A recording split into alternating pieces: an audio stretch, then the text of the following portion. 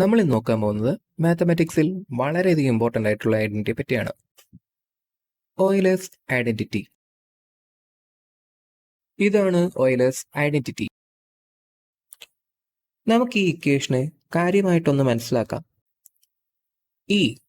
E for exponential. നമ്മൾ ഈ കാണുന്നതാണ് എക്സ്പോണൻഷ്യൽ ഫംഗ്ഷന്റെ ഗ്രാഫ്. അടുത്തത് പൈ. പൈ എന്നത് സർക്കിളുമായി ബന്ധപ്പെട്ടിരിക്കുന്ന ഒരു കോൺസ്റ്റന്റ് ആണ്. സർക്കിളിന്റെ റേഡിയസ് എന്നത് 6 ആണെങ്കിൽ സർക്കംഫറൻസ് എന്നത് 2πr ആണ്. എന്നാൽ area of the circle πr². I എന്നത് ഒരു ഇമാജിനറി നമ്പർ ആണ്. ഐക്ക് ഒരു വാല്യൂവും ഉണ്ട്. I is equal to √(-1). I എന്ന് പറയുന്ന ഇമാജിനറി നമ്പർ കോംപ്ലക്സ് പ്ലെയിൻ എന്ന ഇമാജിനറി വേൾഡിൽ നിന്ന് വരുന്നതാണ്. കോംപ്ലക്സ് പ്ലെയിനിൽ y ആക്സിസിൽ ഇമാജിനറി നമ്പറും x ആക്സിസിൽ റിയൽ നമ്പറും ആണ്. കോംപ്ലക്സ് പ്ലെയിനിൽ z എന്ന് പറയുന്ന കോംപ്ലക്സ് നമ്പർ 1+i നമുക്ക് ഇങ്ങനെ റെപ്രസെന്റ് ചെയ്യാം. ഇനി നമുക്ക് ഓയിലേഴ്സ് ഐഡന്റിറ്റിയുടെ ഡെറിവേഷൻ നോക്കാം. അതിനായി നമുക്ക് എക്സ്പോണൻഷ്യൽ ഫംഗ്ഷന്റെ ഒരു ഗ്രാഫ് കൺസിഡർ ചെയ്യാം. ഈ ഗ്രാഫിൽ ഗ്രീൻ കളർ സൂചിപ്പിക്കുന്നതാണ് എക്സ്പോണൻഷ്യൽ ഫംഗ്ഷന്റെ ഗ്രാഫ്.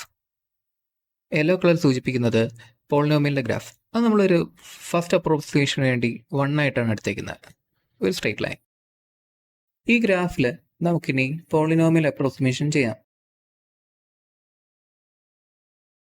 നമ്മൾ നമ്മുടെ പോളിനോമിയൽ ഇക്വേഷനിലോട്ട് ഓരോ ടേം വീതം കൂട്ടിക്കൊണ്ടിരിക്കുകയാണ്.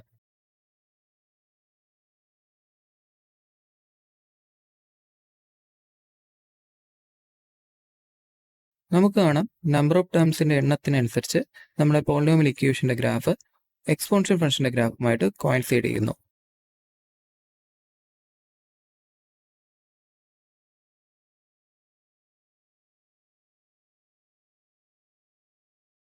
പോളിനോമിയൽ ഫംഗ്ഷന്റെ നമ്പർ ഓഫ് ടേംസ് കൂടുന്നതനുസരിച്ച് നമുക്ക് അപ്രോക്സിമേഷൻ അത്രത്തോളം ബെറ്റർ ആയിക്കൊണ്ടിരിക്കും.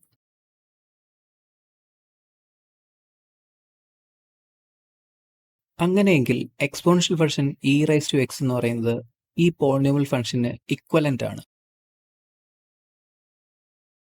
നമ്മുടെ ഈ എക്സ്പ്രഷനിൽ എക്സിന്റെ സ്ഥാനത്ത് i⁻x സബ്സ്റ്റിറ്റ്യൂട്ട് ചെയ്യുകയാണെങ്കിൽ ഇക്വേഷൻ ഇങ്ങനെയായി തീരും. On simplifying we will get, ഇക്വേഷനിൽ റിയൽ പാർട്ടും ഇമാജിനറി പാർട്ടും സെപ്പറേറ്റ് ചെയ്ത് എഴുതുകയാണെങ്കിൽ റിയൽ പാർട്ട് എന്നത് കോസിന്റെ എക്സ്പാൻഷൻ ആണ്. അതിനെ ഒന്ന് റീറൈറ്റ് ചെയ്യാം. ഇമാജിനറി പാർട്ടിലുള്ള എക്സ്പാൻഷൻ സൈൻ്റെതും. സോ നമുക്ക് e⁻x എന്ന് പറയുന്നത് cos x + i sin x രൂപത്തിൽ കിട്ടി.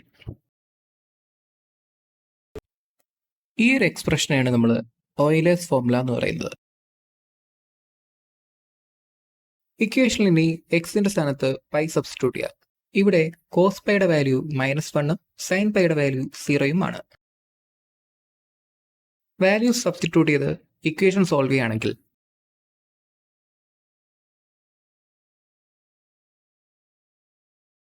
ഇങ്ങനെയാണ് നമ്മൾ യൂളേഴ്സ് ഐഡന്റിറ്റിയിലോട്ട് എത്തിച്ചേർന്നത്. Thank you for watching the video. Subscribe, like, share and comment.